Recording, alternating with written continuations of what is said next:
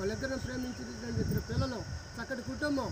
ఈ రోజున దివ్య మరి మనందరితో ఒక చక్కటి ఒప్పందం చేసుకుంటా ఉంది. ఏమనంటే, నేను ఈ రోజు నుంచి బాప్తిసం తీసుకొని దేవుని బిడ్డగా మార్పు చెందుతానయ్యా అని ఒక చక్కటి తీర్మానంతో ముందుకొచ్చింది. దాన్ని బట్టి మనం అందరం కూడా దేవుని స్తోత్రం చెబుతాం. హల్లెలూయా. కనుక ఈ రోజున దేవుడు సంతోషించే రోజు ఇది. దేవుడు అంటున్నాడు అనమాట. ఏమంటున్నాడంటే, ఒక్క మనిషి రక్షింపబడితే, ఒక ఆత్మ రక్షింపబడితే పరలోక రాజ్యంలో దేవుడు తన యొక్క దూతలతో సంతోషిస్తాడని. అందుకనే ఒక్క పాపి రక్షింపబడడం అంట దేవుడికి ఎంతో సంతోషం అంట.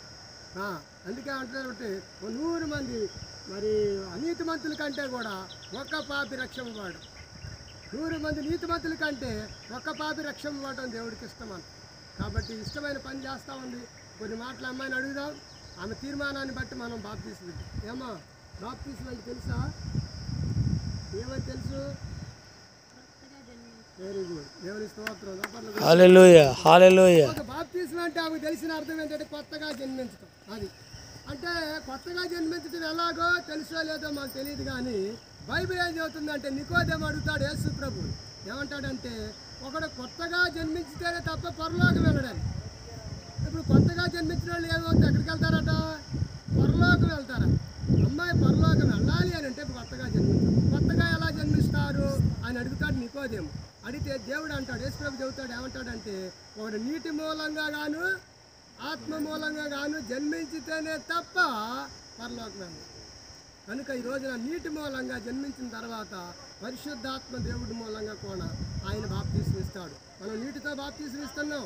యోహాను భక్తుడు బాప్తీసం నీటితో ఇచ్చాడు, కానీ యేసు ప్రభుతో అంటాడనమాట, నా వెంట వచ్చేవాడు, నా వెనక వచ్చేవాడు నాకంటే గొప్పవాడు, కాబట్టి ఆయన చెప్పులు వారిని ఎప్పటానికి కూడా నేను పాత్రను కాను అంటాడు. ఆయన మీకు అగ్నిలోనూ నీటిలోనూ అగ్నిలోను ఆత్మలోను నీకు బాప్తీసం ఇస్తాడు అంటాడు. ఇప్పుడు అమ్మాయి నీటితో బాప్తీసం తీసుకున్న తర్వాత పరిశుద్ధాత్మ బాప్తీసం కూడా తీసుకోవాలి. దానికోసం మన సంఘంలో ప్రార్థన చేయాలి. మంచిదమ్మా, నువ్వు ఇచ్చినటువంటి మరి చక్కటి గొప్ప తీర్మానాన్ని బట్టి నేను ఎంతగానో నిన్ను అభినందిస్తున్నావు. మరి ఈ రోజున బాప్తీసం తీసుకోవడానికి ముందుకు వచ్చావు కనుక కొన్ని మాటలు అడుగుతామని చెప్తున్నాను. ఓకే అమ్మా, యేసు ప్రభుని సొంత రక్షకుడు అంగీకరిస్తున్నావా? నీ దేవుడా, నీ ప్రభు అని రక్షకుడని? మంచిది.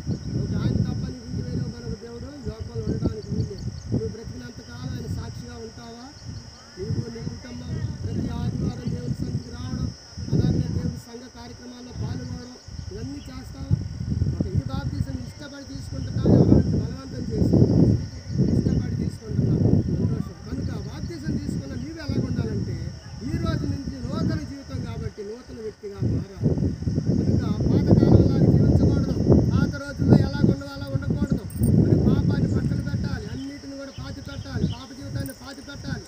నూతన జీవితం ఎత్తినటువంటి మనిషి పసిపిల్లగాడు ఎలాగుంటాడో అలాంటి పసిపిల్లగాడికి పాపం తెలియదు. కనుక పసిపిల్లవాని మనసు కలిగి బ్రతకాలి. సంఘ కార్యక్రమాలు పాల్గొంటావా?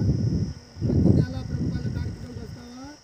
ఒక తర్వాత నీకు వచ్చిన కష్టార్జితంలో దేవుడి భాగం దేవుడికి ఇస్తావా? 10వ భాగం మంచిది. తర్వాత నువ్వు ఎక్కడికి వెళ్ళినా కానీ యేసు ప్రభు సాక్షిగా బ్రతకాలి. తర్వాత నీ సియోను సంఘానికి నువ్వు ఒక మంచి కమిటీగా నువ్వు ఉంటూ సంఘాన్ని నడిపించేటటువంటి బాధ్యత తీసుకొని బలంగా దేవుడి కోసం వాడవాలి. మంచిది అమ్మ, సంతోషం. నువ్వు ఇచ్చినటువంటి సాక్ష్యాన్ని బట్టి దేవుడు నాకు ఇచ్చిన అధికారాన్ని బట్టి ఇలా పట్టుకొని 2 చేతుల కనిపించండి, వెళ్ళి పట్టు. తండ్రి కుమార పరిశుద్ధాత్మ త్రియేక దేవుని నామమున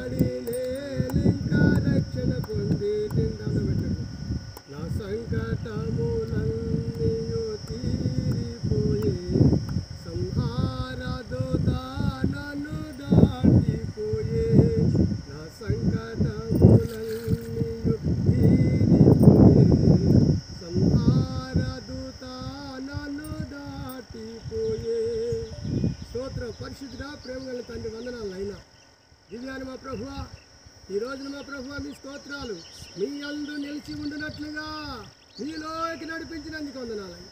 పరిశుద్ధాత్మ యొక్క అభిషేకం బిడ్డపైకి దిగి వచ్చినగా దేవుని ఆత్మ పౌర రూపం వలె ఆకాశంలో మా ప్రభువా నైనా ఎగురుటం యస్సు ప్రభు తలపైన దేవుని యొక్క ఓ స్వరం పరలోకం నుంచి వినబడటం, ఈయన నా ప్రియ కుమారుడు ఈయన యందు నేను ఆనందించుచున్నాను కనుక మీరందరూ ఈయన మాట వినుడి అని.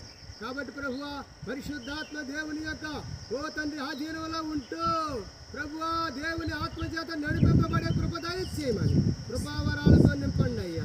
ఈ రోజు నుంచి తన కుటుంబంలో ఏ వెలితి ఏ కొరత లేకుండా నాయన భర్త భార్య ఇద్దరు అన్యోన్యంగా బ్రతకడానికి, పిల్లలకి ఎటువంటి వ్యాధులు రాకుండా తను ఒక మంచి ప్రార్థనా పరురాలుగా ప్రార్థనా స్త్రీగా ప్రభు ఆత్మీయురాలుగా ఎదగడానికి సహాయం చేయమని దీర్ఘాయుష్మంతురాలుగా ఉంచండి.